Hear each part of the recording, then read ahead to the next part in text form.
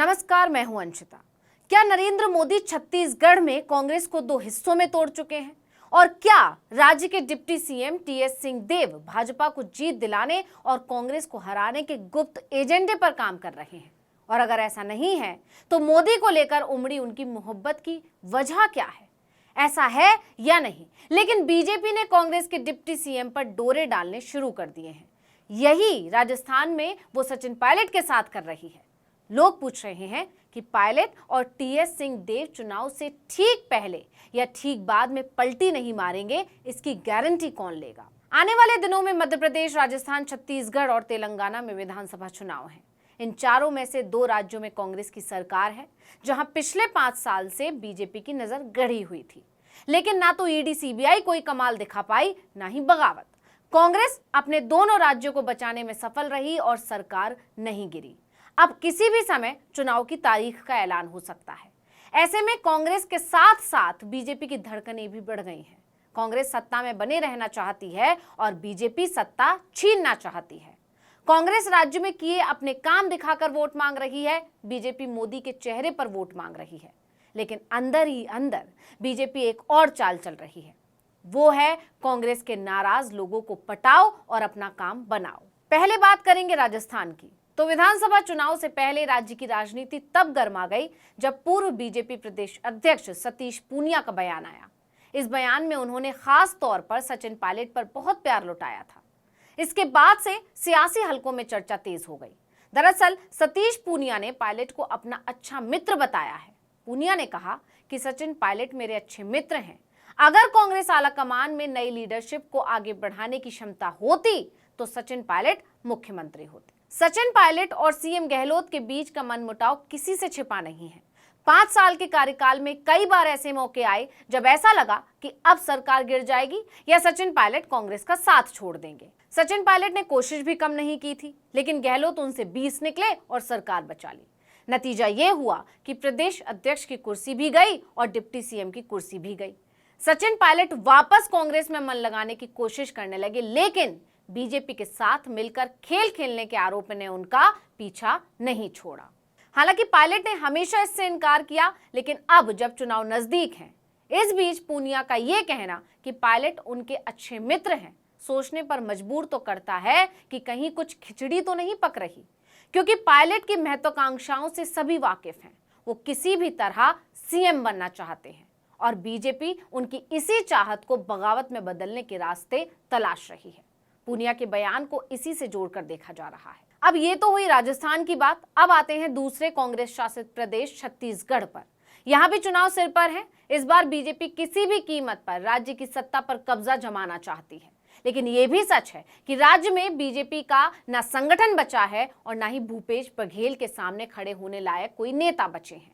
इसलिए बीजेपी आसान रास्ता ढूंढ रही है। वो आसान रास्ता क्या है? छत्तीसगढ़ में कांग्रेस की कमजोर कड़ी है टीएस सिंहदेव।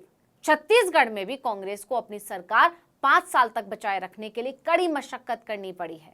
मोदी ने इसी का फायदा उठाने के इरादे से उप मुख्यमंत्री टीएस सिंहदेव को 15 सितंबर को रायगढ़ में एक कार्यक्रम में अपने साथ बैठाया।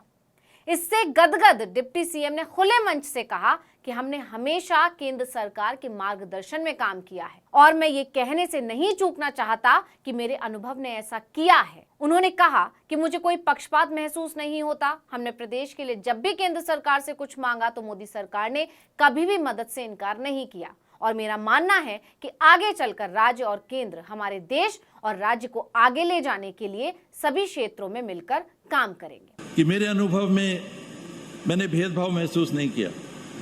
राज्य से हम लोगों ने अगर काम किया और मांगा तो बतौर हक, बतौर एक साथी केंद्र सरकार की ओर से कभी हाथ तंग नहीं रहे और मेरा विश्वास है कि आने वाले समय में इस देश को, इस प्रदेश को मिलकर अपनी संघीय ढांचे की व्यवस्था में निरंतर हम आगे बढ़ाते रहेंगे। जैसे ही डिप्टी सीएम ने मोदी की तारीफ की, बीजेपी ने इसे अपने फायदे के लिए भुनाना शुरू कर दिया, वीडियो साझा कर दिया। इसके बाद जब कयास लगने लगे तो सिंहदेव ने आगे आकर सफाई भी दी। उन्होंने कहा कि हमारे राज्य में आतिथ्य की परंपरा है। सरकारी मंच पर प्रधानमंत्री की गरिमा को ध्यान में रखते हुए बातें कही गई। मैं मंच पर आरोप प्रत्यारोप में नहीं पड़ना चाहता था। मेरा बयान केवल मेरे विभाग की मांगों से संबंधित था। लेकिन चर्चा तो जोर पकड़ चुकी है, क्योंकि ये पहला मौका नहीं है जब देव ने मोदी की नीतियों पर प्यार लुटाया हो। इससे पहले deputy CM one nation one election का भी समर्थन कर चुके हैं। उन्होंने कहा था कि व्यक्तिगत स्तर पर मैं एक देश एक चुनाव का स्वागत करता हूं। ये नया नहीं, पुराना ही आइडिया है। अब मोदी से टीएस सिंहदेव की नजदीकियां यूं ही नहीं बढ़ी हैं। इसे समझने के लिए आपको 5 साल पहले लौटना पड़ेगा।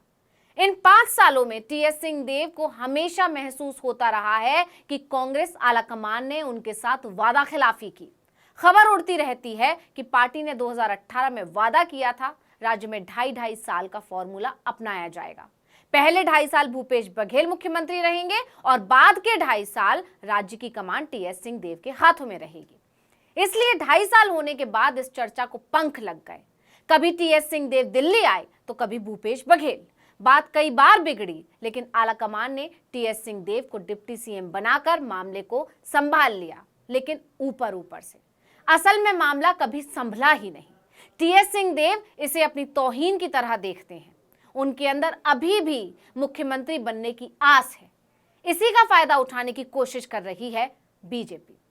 वो सिंहदेव और कांग्रेस के बीच आई खटास को अपने लिए गोल्डन चांस समझ रही है और राजस्थान में पायलट की तरह छत्तीसगढ़ में टीएस सिंहदेव को लगी चोट पर प्रहार कर रही है।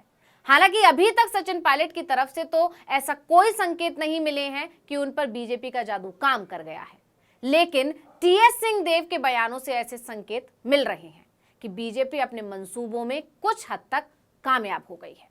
राजनीति के जानकारों का दावा है कि देव और बीजेपी के बीच नजदीकियां लगातार बढ़ रही हैं, लेकिन यह भी सच है कि टीएस सिंहदेव सीएम पद से नीचे पर हरगिज तैयार नहीं होंगे। तो क्या बीजेपी ने यह पेशकश कर दी है? हो भी सकता है, क्योंकि छत्तीसगढ़ में बीजेपी के पास खोने को कुछ नहीं है। ऐसे में अगर अंबिकापुर सरगुजा क्षेत्र में जबरदस्त पकड़ रखने वाले टीएस सिंहदेव भाजपा का झंडा उठा लेते हैं तो कुछ बात बन सकती है। वैसे भी राजनीति में कब क्या हो जाए कुछ पता नहीं है। इस वीडियो में इतना ही। आपसे अनुरोध है कि YouTube पर हमारे चैनल आर्टिकल 19 इंडिया को सब्सक्राइब कीजिए, फेसबुक पर लाइक कीजिए, कमेंट करके बताइए आपको हमारा ये वीडियो कैसा लगा। आने वाले दिनों में हम और किन मुद्दों पर वीडियो बनाएं ये भी जरूर बताइएगा। ट्विटर हैंडल है आर्टिकल 19 _ इंडिया, इसको भी फॉलो कर लीजिए। नमस्कार।